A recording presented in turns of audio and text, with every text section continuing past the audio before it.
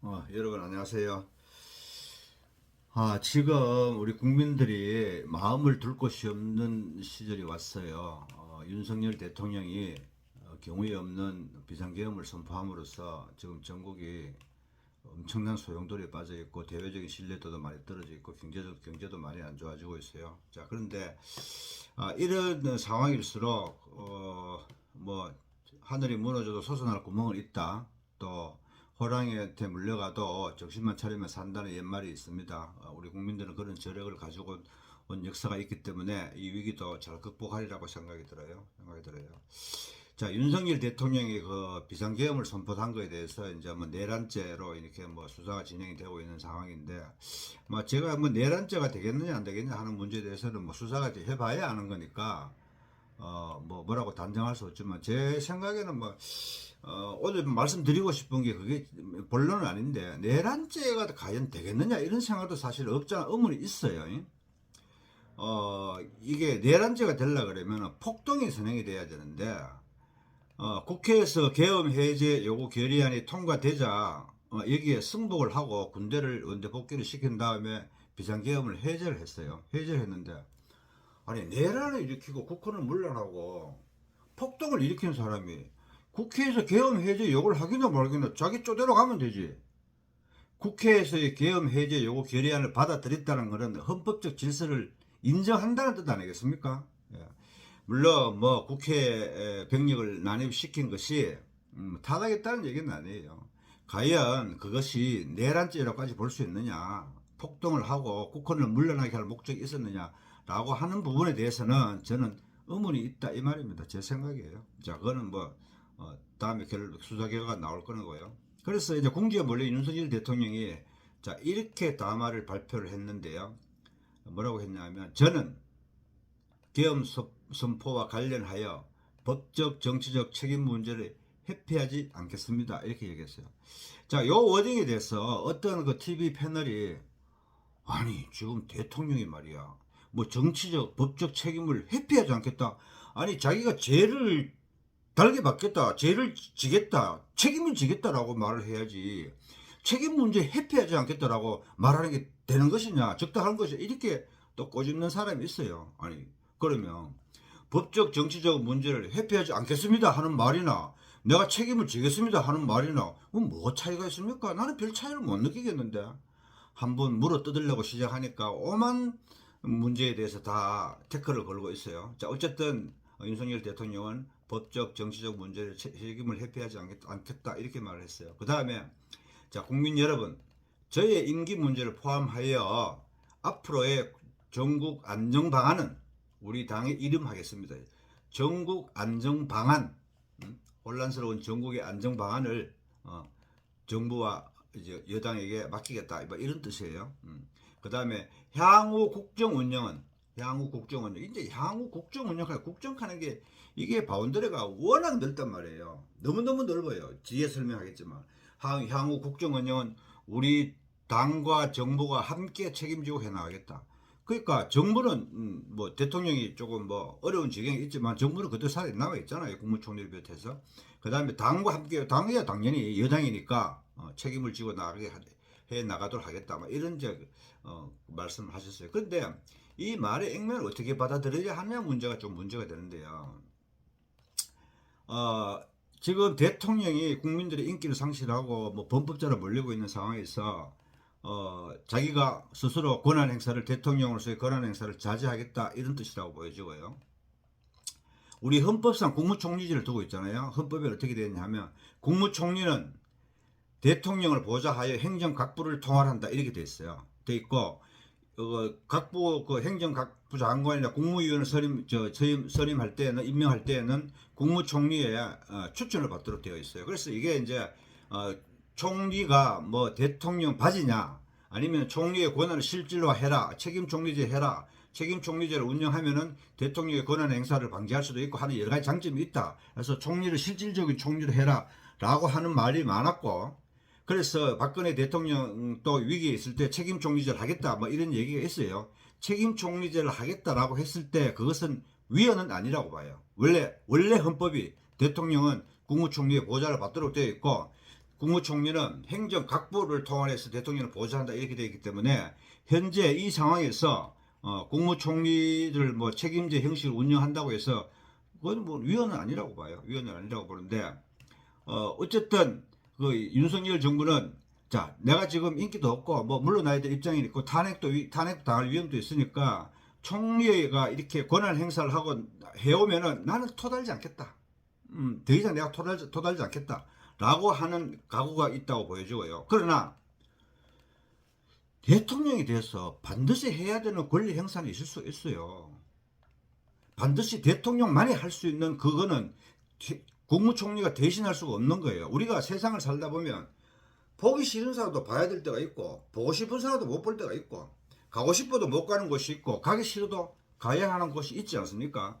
대통령이 아무리 뭐 허수아비고라고 하더라도 대통령으로서 반드시 해야 되는 문제가 있을 수 있다. 그거 제가 뒤에서 이야기하겠어요. 자, 이 사안을 두고 오늘 이제 행안부 장관이 이제 사표를 내니까 그 회의만을 대통령이 이제 재가를 했어요. 재가를 하니까 이재명 대표가 뭐라고 얘기했냐면 이 일에서 보는 것처럼 대통령의 직무는 전혀 정지된 게 아니고 여전히 행사되고 있다. 그러니까 윤석열이 너 당신 거짓말 했는 거 아니냐? 라고 공격을 했어요. 그리고 대통령이 유고도 되지 않은 상태에서 대통령 권한을 이선으로 후퇴하고 대통령 권한을 국무총리와 여당 대표가 나눠서 같이 행사하는 것이 회계망측하다. 이걸 어떻게 이해할 수 있나? 요 말은 좀 어느 정도 맞는 것 같아요. 자, 그런데 이재명 대표가 윤석열 대통령이 행안부 장관의 사표를 재가한 것에 대해서 여전히 직무를 정지된 게 행사하고 있다라고 비판하는 것이 맞는지 안 맞는지 보겠어요. 대통령이 내가 국무총리가 거의 뭐 책임 총리제로 권한 대통령을 대리해서 행사를 하고 하면 내가 토를 달지 않겠다. 나는 가만히 있겠다. 따라가겠다. 라고 하는 그 명세 속에는 그래도 남아있는 권력이 있습니다. 자, 국회에서 법률안을 통과를 시키면 그 법률안이죠. 그 법률안이 정부로 이송되어서 대통령이 서명을 하면 법률이 성립이 되고 법률을 공포를 하면은 그 이제 법률 효력이 발생하는 거예요. 그런데 지금 이 상황에서 법률안이 국회에서 의결된 법률안이 정부로 이송되면 그 법률안 서명 누가 합니까? 국무총리가 합니까? 그럼 한동훈 대표가 합니까? 누가 합니까 그거를? 지금 김건희 특검법 하자고 하는데 좋다. 특검법 하자. 통과시키라. 왔어. 그 법률안을 서명하겠다고 누가 서명해야 됩니까? 야당에서 그렇게 하고 싶은 김건희 특검법에 대해서 법률에 성립돼서 서명을 누가 해야 됩니까? 대통령이 서명을 해야 법률로서 성립이 되는 겁니다. 이거는 국무총리가 대신하려 할 수, 그 법률안에 대해서는 반드시 대통령이 서명을 해야 돼요. 그 국무총리가 대신할 수가 없어요. 그것뿐입니까? 지금 그 헌법재판소 재판관 3명이 거래가 됐는데요. 누가 임명합니까?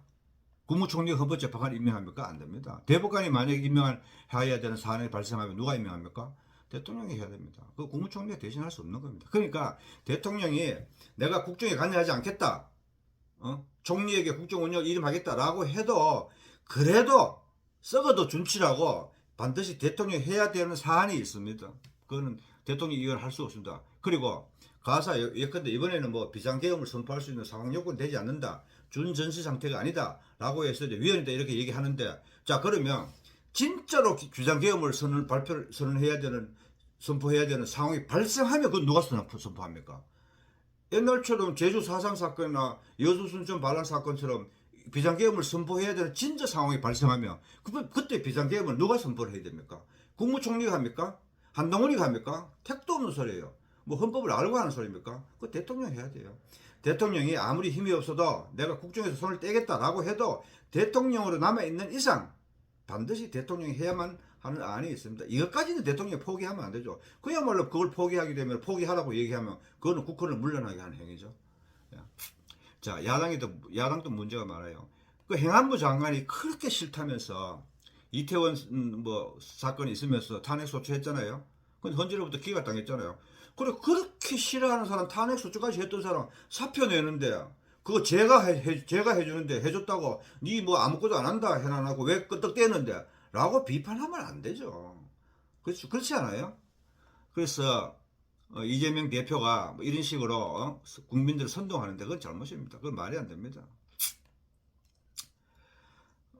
그리고 김민석 의원은 또 책임 총리제가 위헌적 무정부적 발상이라고 했는데 그렇지 않습니다. 우리 헌법은 책임 총리제를 운영할 수 있는 운영의 묘를 살릴 수 있는 그러한 규정들이 합법적인 근거들이 다 있습니다. 그래서 이 야당들이 뭐 이렇게 해라 하고 이렇게 하면은 또 이렇게 한다고 뭐라 그러고 저렇게 하라고 해가 저렇게 하면 또 저렇게 한다고 뭐라 그러고 윤석열 대통령이 당선된 때로부터 지금까지 단 한 번도 나는 그 사람들의 대선 결과에 대해서 승복했다고 나는 생각합니다.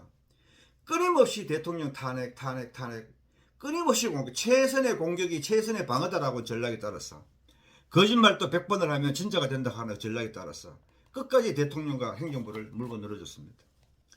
그런 사례는 많잖아요. 광우병 걸리는 소고기 먹으면 뇌에 구멍이 뻥뻥 뚫려 죽는다고요. 지금 미국산 쇠고기 많이 수입되잖아요. 광우병 먹고 죽은 사람이 있습니까? 후쿠시마 원전 오염수 그거 지금 누가 먹고 탈난 사람이 있습니까? 그래가지고 죽창을 들고 일본에 죽창을 들고 선동하는 사람들 그러면 안 됩니다. 또는 국민들을 혹시에 무민하는 거라고 생각해요. 그 다음 한동훈 대표에 대해서 어정에 대해서 한마디 하겠습니다. 참 기고만장한 사람인데요. 이게 일종의 국난입니다. 국난인데 이 국난을 맞이해서 모든 사람들이 지금 우울해져 있고 경제도 안 좋아지고 안 돌아가고 이런 상황에서 누군가 한 사람은 희희낙낙하는 것 같더라고요. 이거 기회다 싶은 생각을 가진 사람이 있더라고요. 그 누구예요? 한동훈 같은데요. 저는 퇴진 전이라도 대통령은 외교를 포함한 국정에 관여하지 않을 것이며 직무를 정지시키겠다 정지해야 된다 이런 얘기하는데 누가 한동훈에게 대통령의 권한을 정지하고 국정에 관여하지 않게 할 수 있는 권한을 부여했어요? 대통령이 다만은 국정 운영에 대해서 당과 정부가 협력해서 해나가겠다. 내가 이 자리에 있는 한은 난 책임을 회피하지 않겠다 그랬잖아요. 언젠가 물러나겠다. 탄핵 소추하면 탄핵 다 하겠다. 형사처벌 받을 게 있으면 받겠다라고 얘기했잖아. 이런 상황에서 아무리 그렇다 하더라도 법률안 서명도 대통령이 해야 되고 헌법재판관 대법관도 대통령이 임명해야 되고 진짜로 비상계엄을 선포해야 되는 상황이 발생하면 그 대통령이 해야 되는데 아무것도 하지 말라고요? 그건 말이 안 되는 거죠. 저는 한동훈 대표가 참 문제가 많다고 생각들어요. 눈에 넣어도 안 아픈 사람, 윤석열이 법무부 장관 시켜주고 당대표까지 시켜줘가지고 키워준 사람이 누굽니까? 한동훈을 지금까지 키워준 사람은 윤석열 대통령 아닙니까? 그러면 죽이 되든 밥이 되든 죽든 살든 같이 죽으면 같이 죽고 살면 같이 살아야지. 끊임없이 당대표가 되면서 특별감찰관을 임명하라. 문재인 정부 시절에도 특별감찰관 임명 안 했고 그 특별감찰관을 임명하라고 그 문제가 안 됐어요. 이재명이가 대통령이 되든 누가 대통령이 되든 특별감찰관 임명 안 할 거예요. 하고 싶은 사람 없어요. 대통령 누구나도. 그런데 뜬금없이 특별감찰관을 임명하라. 그리고 국민 눈높이에서 얘기하고 그러고 대통령 면담 요구하고 공개적으로 당 대표라도 여당 대표라도 대통령과의 사이에서 책상 밑에서 이야기해야 되는 사안이 있고 국민들을 상대로 해서 공개적으로 할 이야기가 있는데 그동안 한동훈은 이재명 대표 못지않게 윤석열 대통령을 물고 늘어졌다. 그래서 윤석열 대통령 임기 내내 지지율이 하락하니까 혹시나 중도 하차한 일이 있으면 자기가 바로 대선 후보로 나가고 싶은 그런 강력한 욕망을 가지고 있었고 그것을 실현하기 위해서 지금까지 달려온 사람 아니냐 저는 이렇게 생각합니다. 그래서 한동훈 씨는 총선 패배에도 책임을 져야 되죠. 총선이 지금 여당이 범야권이 190석에 다다른 때 정도로 패배한 원인이 한동훈 대표한테 있잖아요. 자기가 공천 다 하고 자기가 총선을 진두지휘했잖아요. 지금 190석까지 가니까 야당에서 저 여당 저거 약한 것들 저거 한 10명, 7명, 8명만 빼오면 대통령도 탄핵할 수 있고 헌법도 개정하시고 모든 거 다 하고 싶은 거지. 예컨대 정부 여당이 130석만 돼도 하려고 그러면 저녁 3분의 2가 되면 30명을 뽑아와야 되니까 그거는 무리니까 꿈도 못 꾸는데 그리고 의석 차이가 한 8석 정도 되니까 야당에서는 이 정부 여당을 한번 흔들고 싶은 거예요. 여당을. 그리고 한 8명만 빼오면 이거 되겠다 해서 끊임없이 저렇게 나오는 거예요. 그러니까 이 총선에서 대패함으로써 오늘날 이 결과가 왔고 그 책임은 한동훈 씨가 져야 되는 거예요. 총선에서 참패했는 장수가 전쟁에서 참패했는 사람은 물러나야지. 거기까지 언감생심 대권까지 꿈꾸고 있는 것을 생각하면 이건 있을 수 없다고 생각이 듭니다. 대통령이 아무리 지금 나약하다 하더라도 우리 헌법 질서상 나라의 국정을 위해서, 나라의 안정을 위해서 최소한으로서 대통령으로서 해야지 수행해야 될 의무가 있고, 그것을 윤석열 대통령이 방기하면 안 되는 거죠. 자, 그런데 엎어진 데 꼭지 늘리고 상처난 데 소금 뿌리고 그렇게 해야 되겠느냐라는 말을 하고 싶은 거예요. 그래서 뭐 극단적인 진보 진영에서는 이번에 윤석열 대통령이 사형을 선고받으면, 그래서 이번에 윤석열 대통령이 만약에 사형을 선고받으면 이번에 집행을 해야 된다라고 주장하는 사람도 있어요. 극단적으로. 또 국힘당은 내란을 방조하고 내란과 관련되어 있기 때문에 이거는 위헌정당에 대해서 정당 해산 심판 청구까지 해야 된다라고 주장하는 사람까지 있는 이 상황에서 한동훈 대표의 언행이라든가 그동안 행보는 참으로 가관이다. 언감생심 대권을 꿈꾼다고. 국힘당에는 훌륭한 분들이 많아요. 뭐 광역자치단체장도 많고 현재 국회의원 신분을 가지고 있는 분도 많고, 한동훈 씨 아니라도 이재명에 붙어가 능히 승리할 수 있는 그런 잠룡들이 많단 말이에요. 당신이 그냥 물론 내려오면 돼. 그게 제일 나라를 도와주는 거고 보수를 도와주는 거고 다 하는 거예요. 국힘당 홈페이지에 댓글 논란, 그것도 나는 한동훈 씨가 작품이라고 생각하는데, 아니면 아니라고 대노해야 되는데 왜 그거를 미근적 거려요? 말도 안 돼. 당무감사 해야 돼요. 말도 안 되는 소리죠. 그리고 내가 아까도 얘기했지만 눈에 넣어도 안 아픈 사람, 응? 그렇게 키워줬는데도 불구하고 걔도 말이지 자기 주인은 안 무는데, 장세동 씨 케이스를 한번 보세요. 응? 전두환이가 잘못했죠? 장세동이도 잘못한 게 많죠? 그런데 그래도 끝까지 사나이로서 권리 있게 의리 있게 전두환과 같이 가니까 장대성 씨는 정말로 훌륭한 사람이다. 우리나라 대한민국 여성들 장세동 씨 좋아하는 사람 많을 거예요. 죽어도 같이 죽고 살아도 같이 살아야 되는 그런 사람이 주인을 뭐 주인하면 요즘 사회 좀 이상합니다만 배신을 하고 자기가 그 자리에 올라가겠다. 언감생심 꿈도 꾸지 마세요. 그냥 내려오세요. 누가 한동훈 대표에게 대통령의 직무를 정지하고 국정을 운영할 수 있는 권한을, 국무총리하고 함께 운영할 수 있는 권한을 여당 대표에게 누가 줬어요? 말도 안 되는 소리 하지 말아요. 꿈도 꾸지 말아요. 용서할 수가 없습니다.